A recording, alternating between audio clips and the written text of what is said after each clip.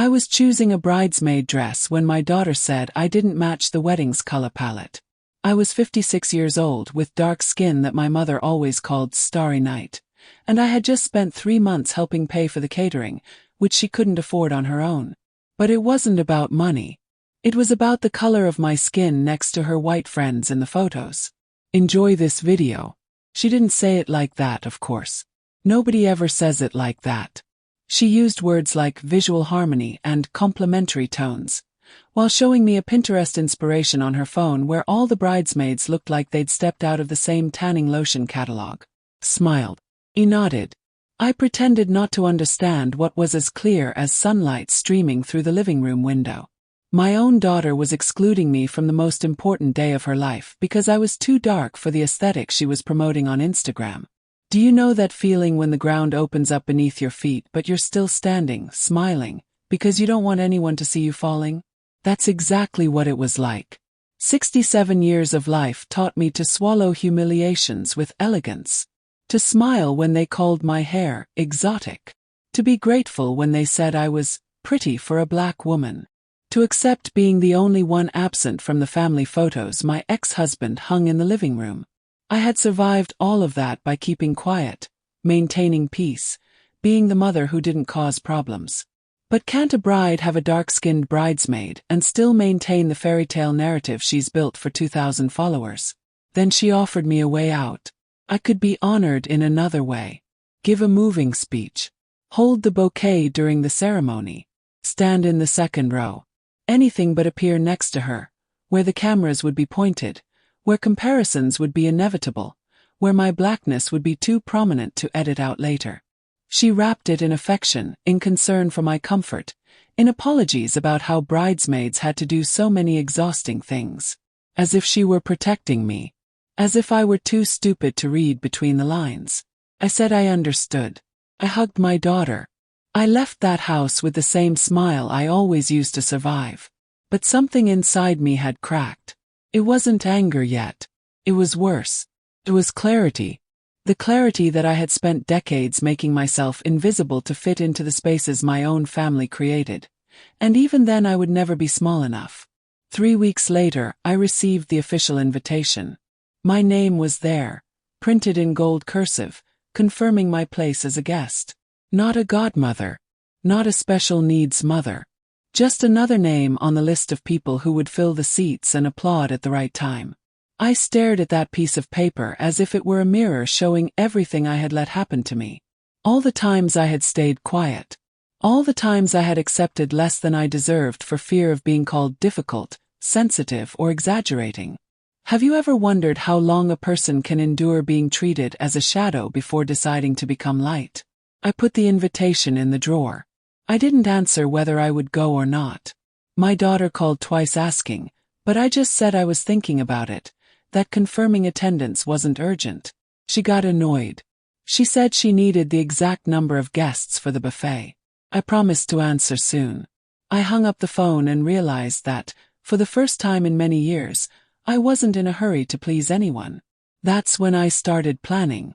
The white dress was hanging in the store's closet when I first walked in.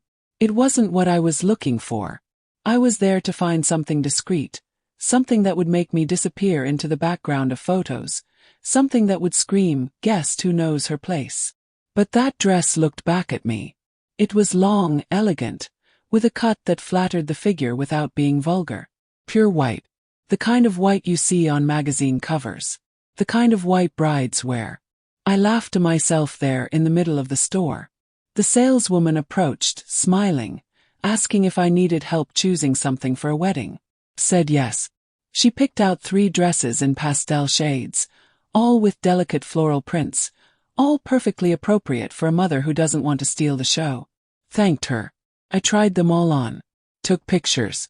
And then, when she left to attend to another customer, I went back to the white dress. My mother always said that revenge is a dish best served cold, but she never explained that sometimes revenge doesn't need to be violent to be devastating. Sometimes it just needs to be true. And the truth was this. My daughter was ashamed of me. Not because I was a bad mother. Not because I had failed her. but because my skin was too dark to fit into the white fantasy she was selling to the world. So why not use white? I bought the dress that same day. I spent more than I should have, more than was sensible for someone living on a pension and odd jobs as a caregiver. But some things are priceless. Some things are worth every penny simply for the symbolic weight they carry. I kept the dress at the back of the closet, wrapped in tissue paper, as if it were a dangerous secret that no one could discover before the right time. In the following weeks, I pretended everything was normal. I called my daughter to ask about the preparations.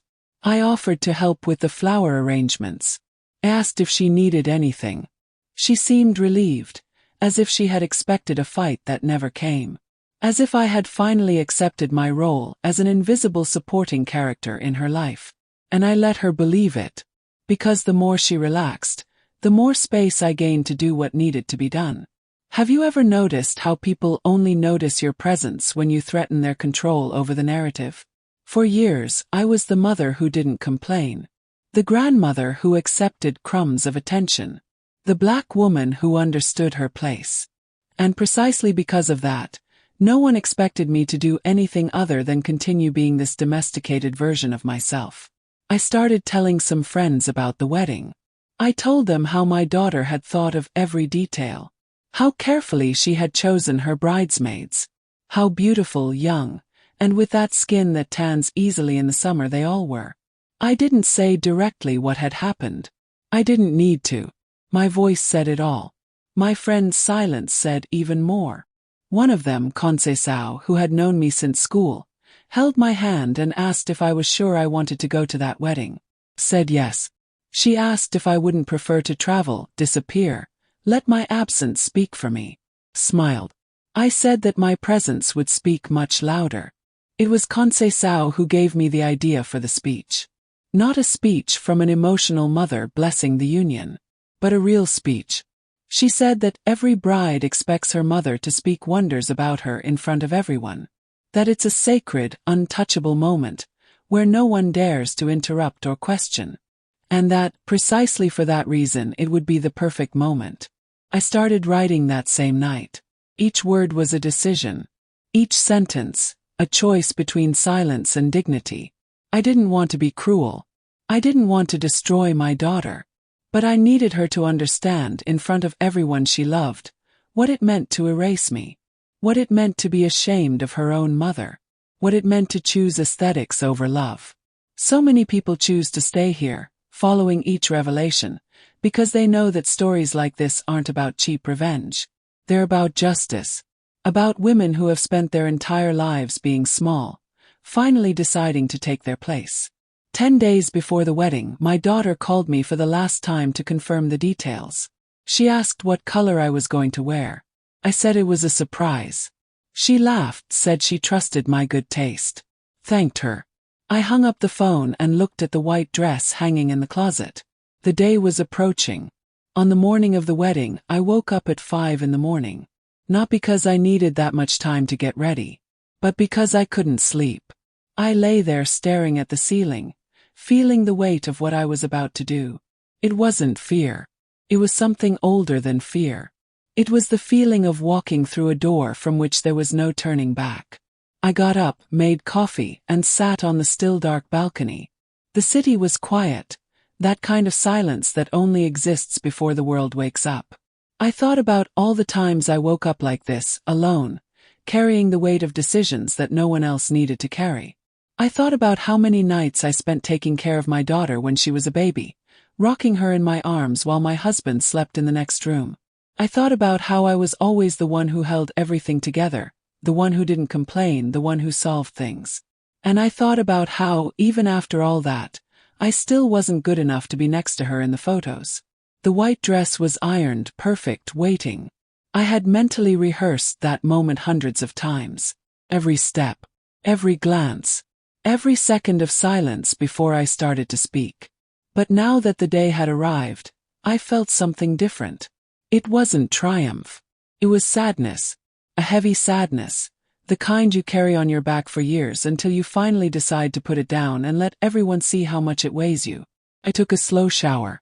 I carefully applied lotion to my skin, looking at each mark, each scar, each shade of dark that my daughter had decided didn't match her palette. My skin had worked under the sun.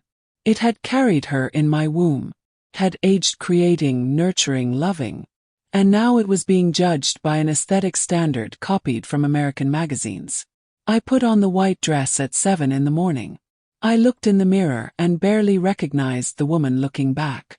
Not because I looked different, but because, for the first time in decades, I was truly seeing myself. Not as a mother, not as a maid, not as a shadow, but as a woman. As a human being who deserved to occupy space. The fabric draped perfectly. The length was elegant. The cut was sophisticated. There was nothing vulgar, nothing inappropriate, nothing that could be used as an excuse. It was simply a white dress. Beautiful, impeccable, and completely inappropriate for a guest at a wedding where only the bride can wear white. I put my hair up in a low bun. I put on discreet earrings. I applied red lipstick because if I was going to be noticed, it had to be impossible to ignore. I grabbed the bag where the paper with the speech was kept. I took 3 deep breaths, and I left the house. The church was on the other side of town. I took a taxi because I didn't feel confident driving in that state. The driver looked at me in the rearview mirror and smiled. He said I looked beautiful, that it must be a special day. Thanked him. I said yes, it was a very special day. He asked if it was my wedding. I laughed. I said no, it was my daughter's wedding. He seemed confused for a second, looking at the white dress, but he didn't say anything. He just wished me happiness. When we arrived at the church, there were already some people at the door. Acquaintances, distant relatives, friends of the groom. I saw the exact moment they saw me. Silence spread like ripples on a pond when you throw a stone. Heads turning. Eyes wide. Mouths opening silently. And then the whispers. Low, urgent, shocked. Smiled. I greeted each person as if nothing were wrong. As if wearing white to my own daughter's wedding was the most natural thing in the world. Some looked away embarrassed. Others greeted me back, but with that halting voice of someone who doesn't know what to say. A distant aunt dared to ask if I hadn't gotten confused, if I hadn't forgotten it was a wedding and not a vow renewal. I said no, that I was exactly as I had planned to be. I entered the church. The aisle seemed endlessly long. Each step echoed in the tense silence that had settled in. People already seated turned to watch me pass. Some whispered. Others remained silent, simply staring. I kept my head held high, my shoulders back, a tranquil smile on my face. Because that was the most important part. Not to appear out of control. Not to appear vengeful. Just to be there, occupying space, wearing white. I sat in the second row, exactly where my daughter had designated. Not the first, where mothers usually sit. The second. As a guest. I crossed my legs, adjusted my dress, placed my bag on my lap, and waited. That's when I saw my daughter coming in through the side door, still in the final stages of preparation. She was laughing at something her godmother had said. She was radiant, perfect, wrapped in white tulle and lace. And then she saw me. The smile died on her face. Froze. Her eyes scanned the white dress from waist to hem, then rose to my face, searching for an explanation, for meaning, for anything that would make this a misunderstanding. But I just smiled. And wave. A delicate maternal wave, the kind mothers give when they want to say, "You look beautiful, my love." She turned white. Whiter than the dress itself. The maid of honor beside her noticed and followed her gaze. Then another. And another. All looking at me. All seeing the white dress. All understanding in that same instant what it meant. My daughter turned and ran back to the preparation room. I heard loud voices. I heard crying. I heard what sounded like a fierce argument happening behind those closed doors. And I remained seated, calm, waiting. Because now it wasn't about me anymore. It was about her deciding what mattered more. Her wounded pride or the ceremony that had cost months of planning and thousands of reis. The door to the hall opened. My daughter emerged, her eyes red but her makeup intact. Someone had worked quickly to repair the damage caused by the tears. She came straight toward me, her steps quick, her wedding dress billowing like a storm cloud. She stopped in front of me, looked down at the white dress I was wearing, and whispered in a trembling voice, "You can't do this to me." I remained seated. I looked at her with the same calm I've always had. The same calm I've had every time I swallowed humiliation to avoid a scene. Only this time, calm wasn't submission. It was a choice. "What can I do, my love?" "Came to your wedding." She clenched her fists. Her voice came out louder than she intended. A few people in the front rows turned to look. "You're wearing white." "My wedding. You know exactly what you're doing." Smiled. It wasn't a malicious smile. It was almost sad. Because at that moment, looking at my daughter trying to control her anger without making a scene, I realized she was finally feeling a fraction of what I had felt when I was excluded.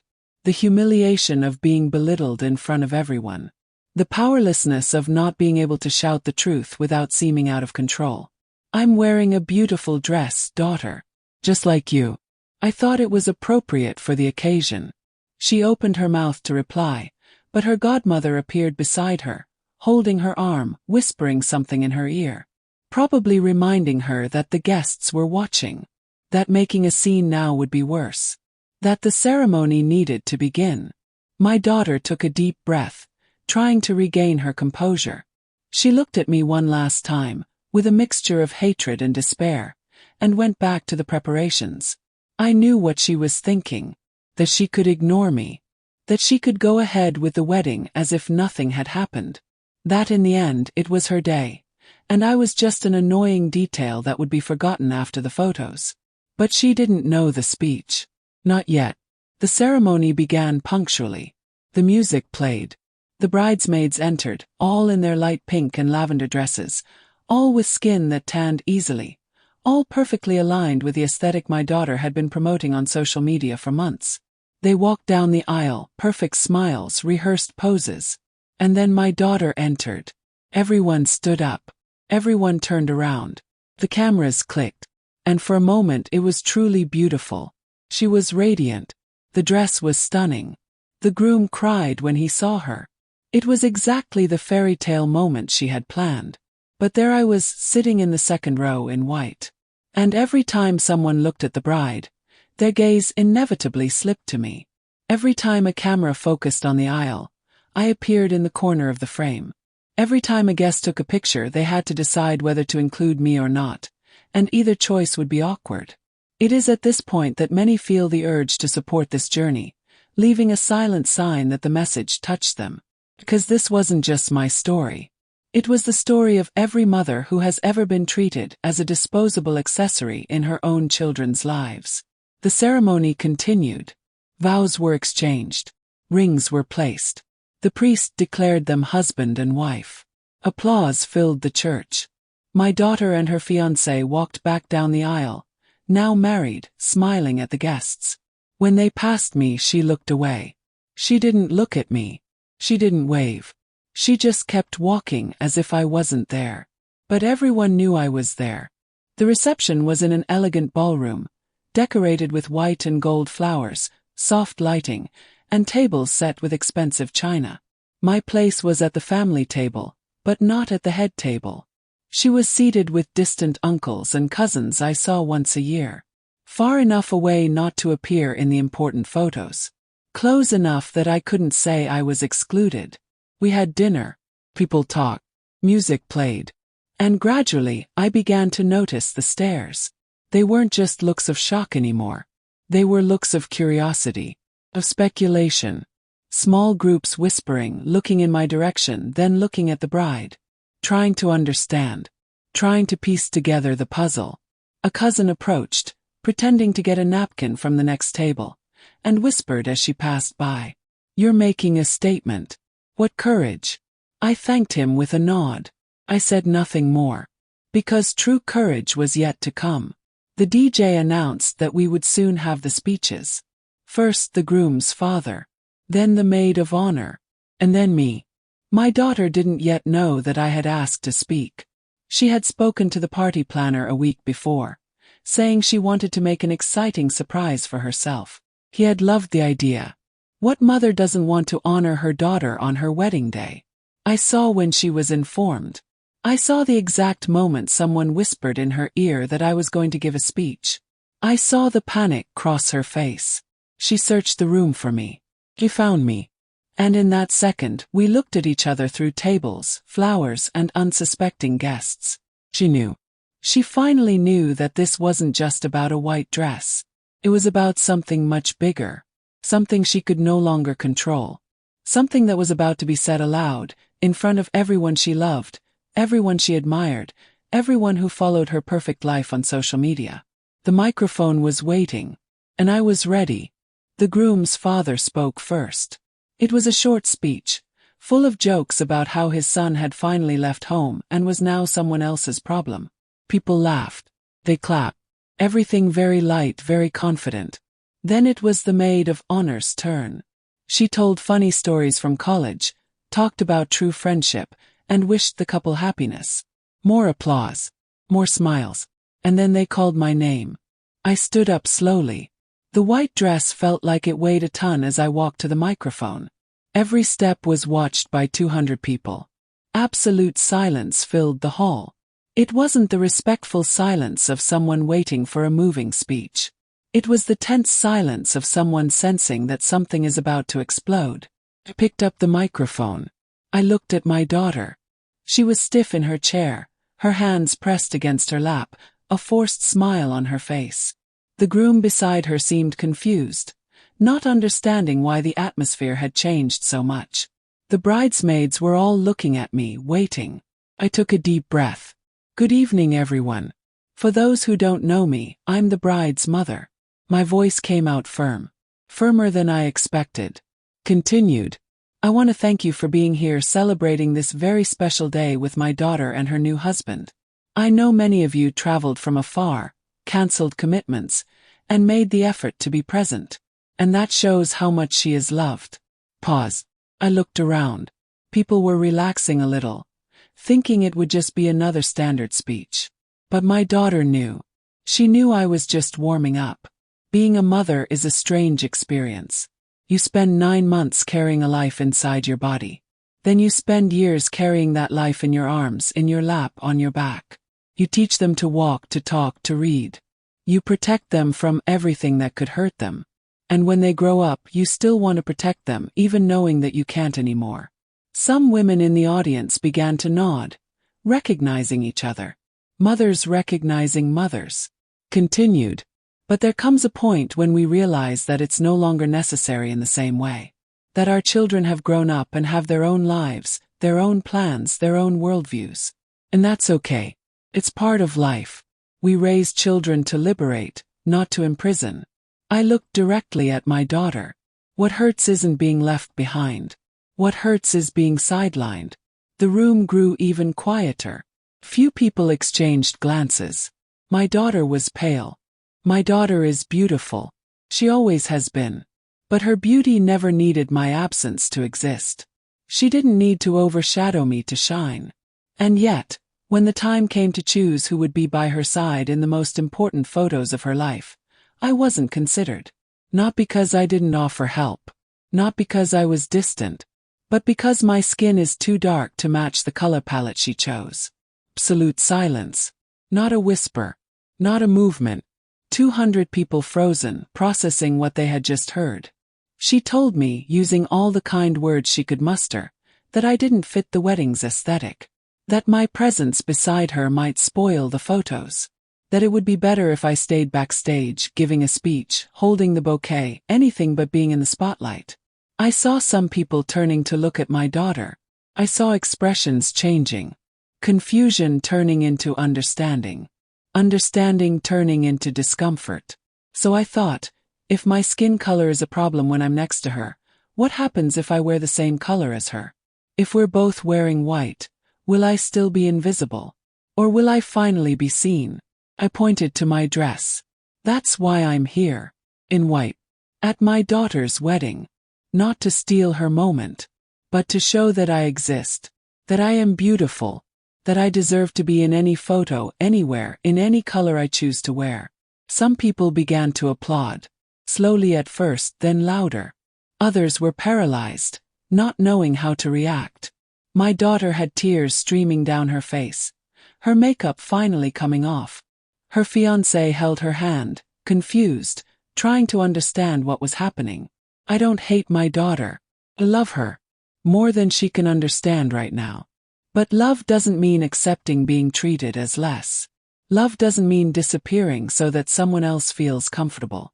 And love definitely doesn't mean swallowing racism just because it comes wrapped in tissue paper and satin ribbons. I put the microphone back in its holder. I wish the couple much happiness. Truly. And I hope my daughter learns, before having her own children, that no one should be ashamed of their own mother, regardless of her skin color. I returned to my table. The room erupted in mixed reactions. Applause from some. Shocked silence from others. Urgent conversations starting in every corner. Cell phones being picked up. People recording. People texting. The story was already spreading. My daughter stood up and ran out of the hall. The groom ran after her. The bridesmaids exchanged glances, unsure what to do. The party had turned into something else. It was no longer a celebration. It was a confrontation. It was truth being spoken aloud after years of silence. And I, sitting at the table with distant relatives, in a white dress, finally felt free. I sat alone at the table for about 10 minutes while chaos unfolded around me. People didn't know whether to continue celebrating, pretend nothing had happened, or simply leave. The music had stopped. The waiters stood in the corner, waiting for instructions that no one gave. The photographer put away his camera. Even the children, who had previously been running between the tables, were quiet, sensing that something important had happened, even without understanding what. Then Conceição came over to me. She sat in the chair next to me, held my hand, and said nothing. She just stayed there with me in silence. And it was in that silence that I realized the true weight of what I had just done. It wasn't just a speech. It was the end of a relationship as it had existed. My daughter and I would never be the same people to each other again. Some relatives began to approach. First the older ones. Aunts who had experienced their own erasure. Cousins who recognized that pain of being treated like a shadow by their own family. They didn't need to say much. Touch on the shoulder. A look that said, "I understand." A quick hug before returning to their tables. Each gesture was a silent vow of solidarity. But there were also the other looks. The disapproving ones. Those who thought I had ruined the most important day of my daughter's life. Those who thought hurt feelings should be resolved in private, not in public. Those who believed that a mother is a mother, and a mother endures, forgives, forgets, swallows it all. Those who had never experienced firsthand what it's like to be rejected because of the color of their own skin and therefore thought I was exaggerating. I saw the groom's mother talking to other ladies, all looking in my direction. I saw the disapproval on their faces. I heard fragments of phrases. How classless. Today was her day. There's a time and place for everything. As if there were a right time and place for dignity. As if I had to schedule a meeting to say that I wouldn't accept being erased. My daughter returned after 20 minutes. Her eyes were swollen, but she had touched up her makeup. The groom was beside her. His hand on her back, a protective gesture. They stood at the entrance to the hall, and slowly the conversations died down. Everyone was waiting to see what would happen next. She picked up the microphone. Her voice trembled. I apologize for the interruption. This should be a day of joy, and I would like us to continue celebrating. Please continue enjoying the festivities. He didn't look at me. Not once. He just signaled for the DJ to restart the music and went straight to the main table. The party restarted, but it was different. Forced. Mechanical. People danced because it was expected, not because they felt like it. The conversations were about what had happened, not about the wedding itself. I stayed another hour. Not because I wanted to, but because leaving at that moment would give her the satisfaction of seeing me run away. Ate dessert. I drank the champagne for the toast. I talked to whoever came near. I acted as if I were perfectly at ease, even with a broken heart inside my chest. Because that was the part no one had warned me about regarding revenge. That it doesn't make the pain disappear. It only transforms it into something else. Into something public, shared, witnessed. The pain ceases to be just yours and becomes part of a larger story. And you have to decide if that brings relief or just a different kind of loneliness. When I finally left, the night was cold. I took off my shoes at the door and walked barefoot to the taxi. The driver asked how the party had been. I said it had been unforgettable. He laughed, thinking it was a compliment. I let him think that. I arrived home, took off the white dress, folded it carefully, and put it away in the closet. I don't know if I'll wear it again. I don't know if I want to. That dress had served its purpose. I had become visible in a place where they tried to erase me. It had given voice to a pain I had carried in silence for months. But now, alone in the dark room, staring at the ceiling, I wondered if it had been worth it. If it had been worth exposing my daughter in that way. If it had been turning her wedding into a stage for my protest. If it had been using the most important day of her life to make a point about racism and respect. And the answer that came wasn't simple. It wasn't a triumphant yes. Nor a regretful no. It was something in between. It was the awareness that some battles have no winners. Just people saying aloud what always needed to be said, and then dealing with the consequences for the rest of their lives. My phone vibrated all night. Messages of support. Messages of criticism. People who had been at the party, people who had heard about it, people who had seen videos already circulating on social media. The story had taken on a life of its own. It wasn't just mine anymore. It belonged to everyone who had ever been excluded, rejected, erased for not fitting the mold. And there I was, in the middle of it all, wondering if my daughter would ever forgive me. Or if I needed her forgiveness to move on. I spent 3 days without speaking to anyone. I turned off my phone. I locked the door. It was just me and the silence of the house, trying to process what had happened. The walls seemed smaller. The air heavier. As if the world had shrunk to fit only within those rooms where I had raised my daughter, where I had dreamed of her future, where I had imagined that one day we would be closer, not more distant. On the 4th day I turned on my cell phone.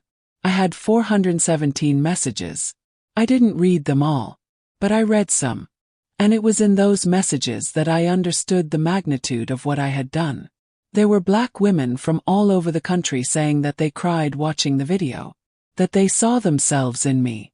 That they remembered their own mothers, grandmothers, aunts who were erased at weddings, graduations, family parties. Who spent their entire lives being left out so as not to stand out from the photos. A woman wrote that her late mother was never a bridesmaid at any of her 4 children's weddings. They always made up an excuse. They always said she would be better off in the audience, that it was more comfortable, that being a bridesmaid was a lot of responsibility. And she never complained. She never said anything. She died believing that's just how it was, that her place was backstage. Another girl recounted how her younger sister asked her not to go to her 15th birthday party because all her school friends were white and she didn't want explanations. She was 19 at the time. She stayed home. She cried alone. And the relationship was never the same again. Story after story. Pain after pain. Erasure after erasure. And they all ended with the same phrase. Thank you for saying what I never could. But there were also the other messages. The ones that called me selfish. Narcissistic. A toxic mother who can't accept that her daughter has grown up and has her own life. They said I had turned her wedding into a personal platform. That I had humiliated a young bride out of petty revenge. That if I really loved my daughter, I would have talked to her privately. Resolved things as a family, not exposed her in front of 200 people.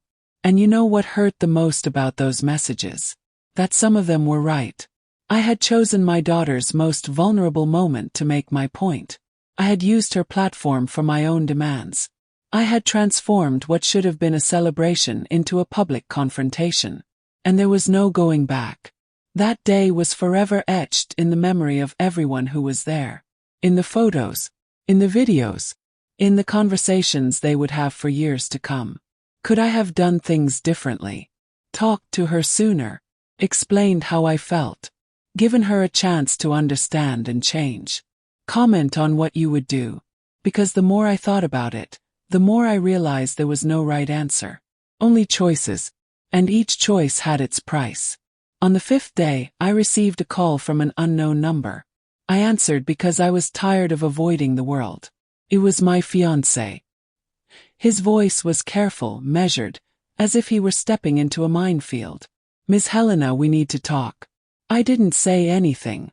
I just waited. I didn't know. About what she had said. About you not being a bridesmaid. She never told me the real reasons. She only said that she had chosen her closest friends and that you had agreed. Silence on the other end. Heavy breathing. When you gave that speech, I was in shock. I couldn't believe it. I confronted her afterward and she admitted it. She said it was about the photos, about the aesthetics, about how it would look. And I realized I married someone I didn't really know.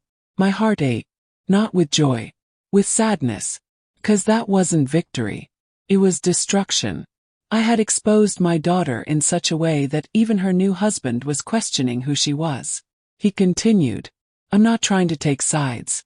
I don't know if what you did was right or wrong. But I needed you to know that not everyone there was against you. That some people understood. And that I'm trying to make my wife understand too. But she's broken.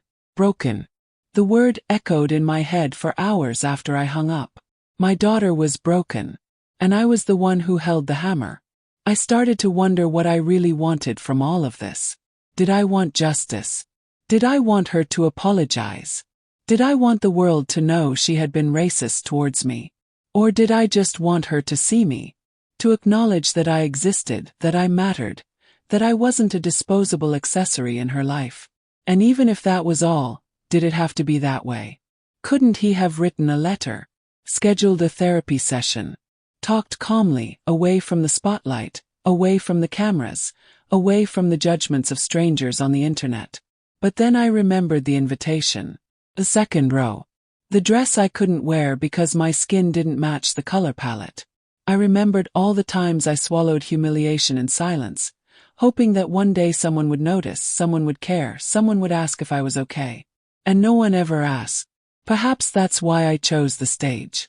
Because silence doesn't work when no one is listening. 2 weeks after the wedding, my daughter showed up at my door. She didn't call beforehand. She didn't let me know. She just rang the doorbell on a Saturday morning and stood there when I opened the door. She wasn't wearing makeup. Her hair was tied back. Her eyes were tired. She looked like she'd aged years in 15 days. We stood there, looking at each other, unsure who should speak first. Unsure if there were any words left that could mend what had been broken. She opened her mouth, closed it, tried again. "May I come in?" Opened the door. She went straight into the living room, sat on the same sofa where she used to sit as a child, when she would come and tell me about school, about her friends, about her dreams. I sat in the armchair opposite her. The same physical distance we'd always had. Only now burdened with a weight that hadn't existed before. The wedding became a joke on the internet. She said that while looking at her own hands. Not at me. There are memes. There are comments on every photo I post. People are tagging me in videos about colorism, about racism in families, about toxic mothers. I can't open Instagram anymore without seeing someone talking about what happened. I stayed quiet. Because there was nothing I could say that would change that. The internet had done what the internet does. Turned a private moment into a public spectacle. Shared. Immortalized. Gabriel wants us to go to couples therapy. Gabriel. Fiancé. Now husband. She never even called him by his name when she spoke to me before. It was always he or my boyfriend. But now she needed his full name, as if it were important for me to know that he had his own identity, his own opinions, that he wasn't just an extension of her. He thinks I have a problem with my blackness, that I've internalized racism, that I need to deconstruct it. He used those words, deconstruct.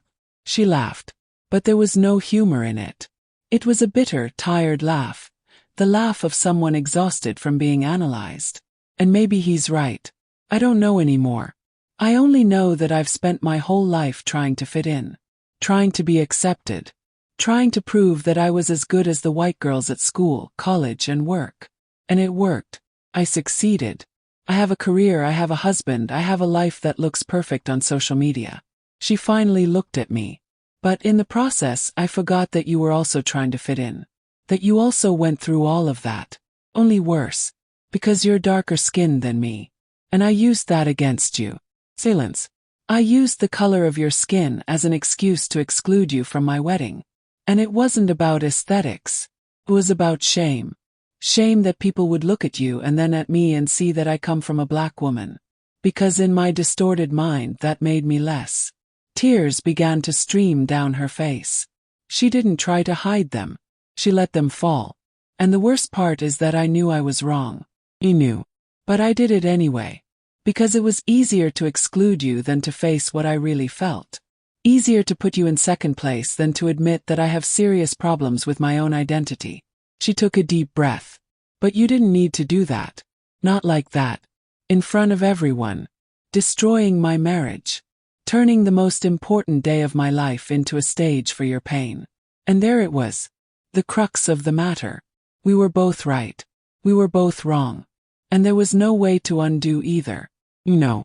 That was all I could say. 'Cause it was true. You knew. I knew from the moment I bought the white dress that I was choosing war over peace. That I was choosing justice over harmony. That I was choosing to be heard over being loved. My daughter wiped her face with the back of her hand. Will we be able to fix this? I looked at her. At the woman who had grown inside me. Who had suckled my breast. Who had learned to walk holding my fingers. And I also saw the woman who had excluded me from her own marriage because of the color of my skin. The two existed at the same time. Daughter and oppressor. Victim and aggressor. Human and flawed. I don't know. And that was the most honest truth I could give. She nodded. She stood up. She walked to the door. She stopped with her hand on the doorknob. Love you. Even with everything. Even after everything. I love you too. And he loved. But love doesn't fix everything. Love doesn't erase humiliation. Love doesn't undo choices. Love only makes everything more complicated, more painful, more impossible to resolve simply. Left. The door closed. And I was left there alone again, wondering if forgiveness is something you earn or something you choose to give, regardless of whether you deserve it or not. The months that followed were strange. There was no dramatic reconciliation. There was no definitive breakup. Just a new, different distance, made up of short messages on important dates and long silences the rest of the time. My daughter would send good morning on Sundays. I would reply with a heart emoji. It was the maximum intimacy we could maintain without one of us collapsing. I started going out more. Not to forget, but to remember that I existed beyond that pain. I returned to the Afro dance group I had abandoned years ago, when getting married and raising children seemed more important than maintaining a connection with my roots. The women welcomed me as if I had never left.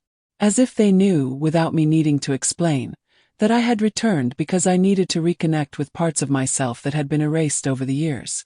It was in one of those classes that I met Mariana. She had just gotten divorced after 23 years of marriage. Her ex-husband had gone out with a younger, fairer-skinned woman, whom he introduced at the company as exactly the type of wife he always wanted. Mariana laughed when she told me this, but it was the kind of laugh that hurts to hear because you know that behind it are scars too deep to heal with time. We started having coffee after class. Conversations that lasted for hours. About families who loved us but also hurt us. About how it's possible to feel longing and anger towards the same person at the same time. About the weight of spending decades being the person who keeps the peace, who doesn't complain, who swallows it all, who forgives, until the day you simply can't anymore. She told me something that kept echoing in my head for weeks. Do you know what the problem is with being strong? People get used to it. They forget that strength isn't the absence of pain. It's just the ability to keep functioning while bleeding inside. And when you finally show that you're bleeding, they're shocked. As if you've broken some secret agreement to always endure in silence. I thought about it every time I saw an Instagram notification from my daughter. She had started posting again. Everyday photos. Nothing about the wedding. Nothing about me. As if that day had never happened. But the comments always reminded me. There was always someone asking about the mother in white. There was always someone making jokes. And she deleted them, one by one, trying to control the narrative of a story that was no longer just hers. Gabriel called me again 3 months later. He said they were in real therapy now. That my daughter was finally starting to understand some things about herself. About how she had internalized racist patterns.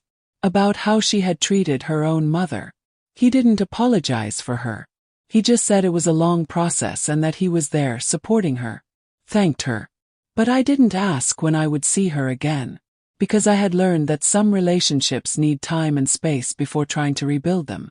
And forcing closeness when we're all still bleeding only makes the wounds deeper. I started writing. Not about the wedding directly. But about everything that came before. About growing up black in a family that valued light skin. About marrying a man who loved me but also exoticized me. About raising a biracial daughter and realizing she had privileges I never had. And how that created a chasm between us that I didn't know how to bridge. I published some texts on a blog that Conceição helped me create. I didn't expect anyone to read them. But they did. Hundreds. Then thousands. Black women from all over Brazil sharing similar stories. Each one had her own version of family exclusion. Each one had carried silences too heavy for one person alone. And it was in the comments on those texts that I understood something important. My speech at the wedding hadn't just been about me and my daughter. It had been about all of us. About generations of black women who learned to make themselves small to fit into spaces that were never made for them. And about what happens when one finally decides to occupy space, even if it means breaking everything around her. One reader wrote, "You gave voice to a pain I didn't even know had a name." Another, "My mother died without ever having said no. Thank you for saying it for her." And another one, "Will I ever have the courage to wear my white dress?"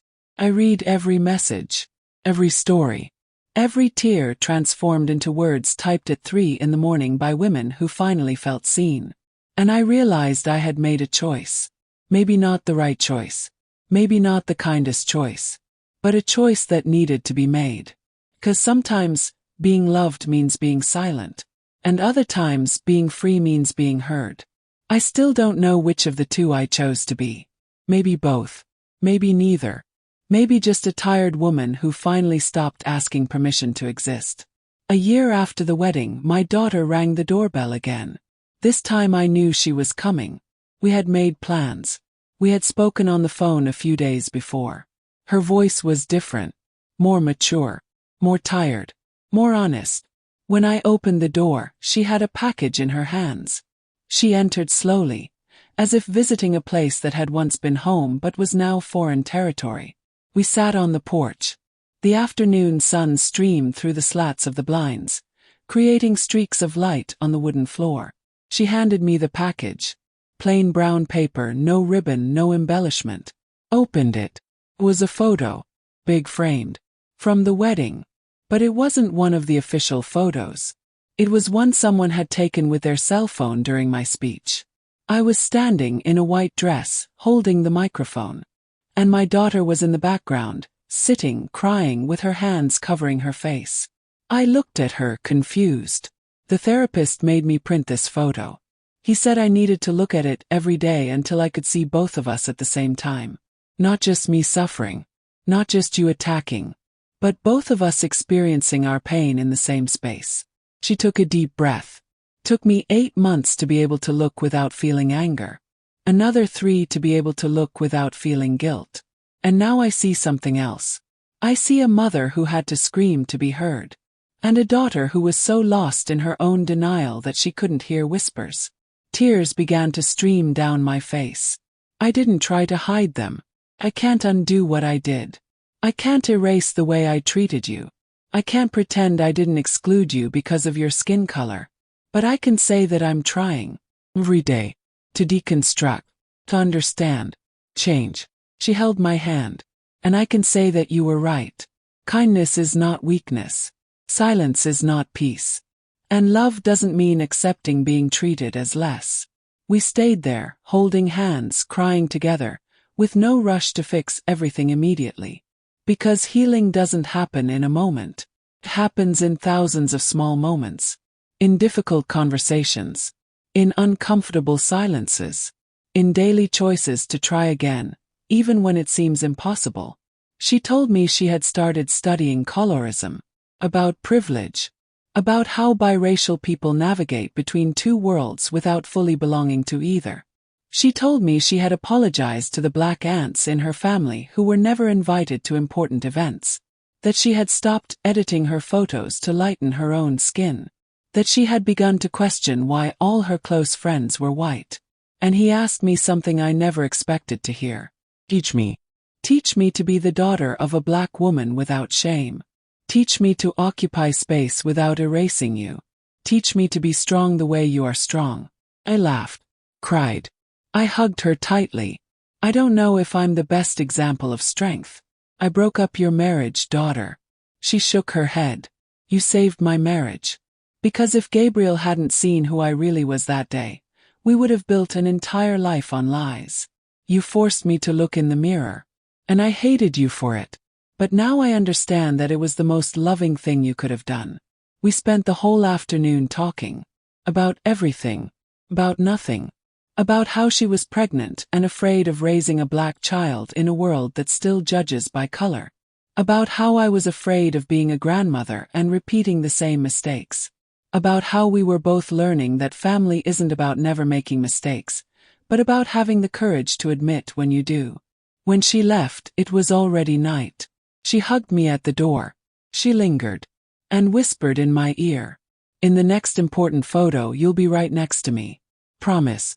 I closed the door and leaned against it, feeling the weight of an entire year slide off my shoulders.